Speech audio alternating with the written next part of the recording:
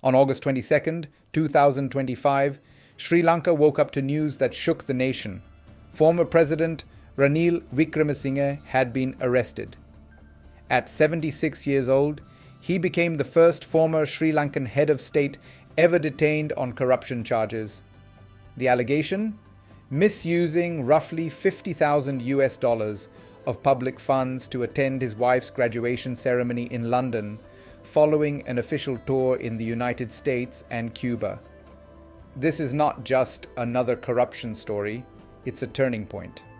For a country long scarred by political scandals, civil wars, and financial collapse, the arrest of a figure as powerful and seasoned as Wickremesinghe signals that even the highest office may no longer be untouchable.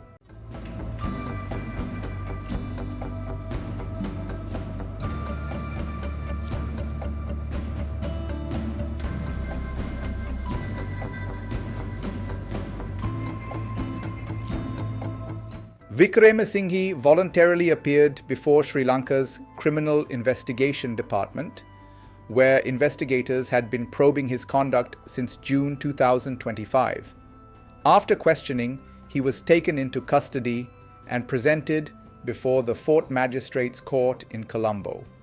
The judge ordered him to be remanded in custody until August 26th. Crowds of both supporters and critics gathered outside the court.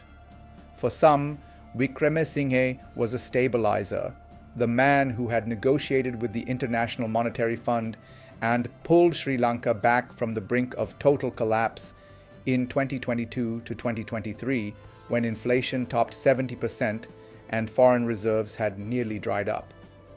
For others, he represented the elite political class that imposed crushing austerity and insulated itself from the pain ordinary citizens endured.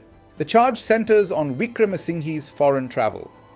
In late 2023, he visited the United States for diplomatic talks and later Cuba. But instead of returning directly home, he diverted to London at taxpayer expense to attend his wife Maithri Wickremesinghe's doctoral graduation ceremony.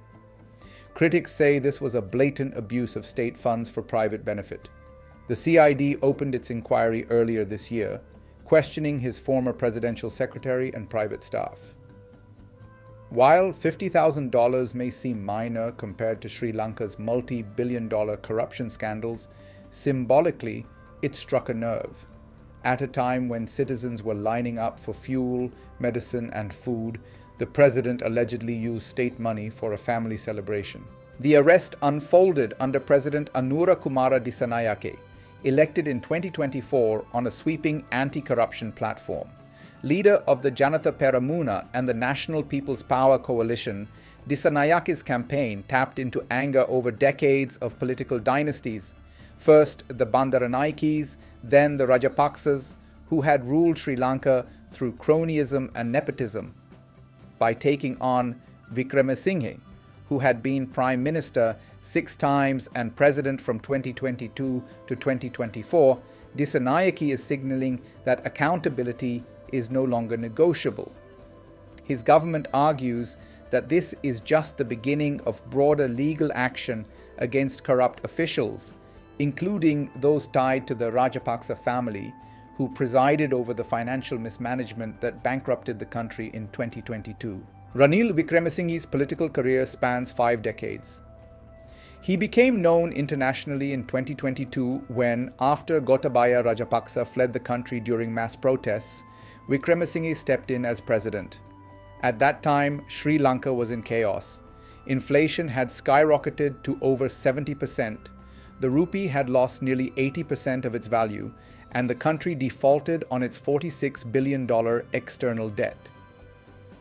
Wickremesinghe negotiated a $3 billion IMF bailout in 2023, stabilized the currency, rebuilt reserves to nearly $4 billion, and ended long fuel queues. But his measures came at a steep price. Steep tax hikes, subsidy cuts, and rising living costs. Protesters accused him of protecting the Rajapaksas and ruling with a heavy hand, using emergency laws to silence dissent. In the 2024 presidential election, Wickremesinghe finished third. a humiliating blow for someone who had once been called the last statesman of Sri Lanka. Many saw his loss as proof that voters had lost faith in the traditional political elite.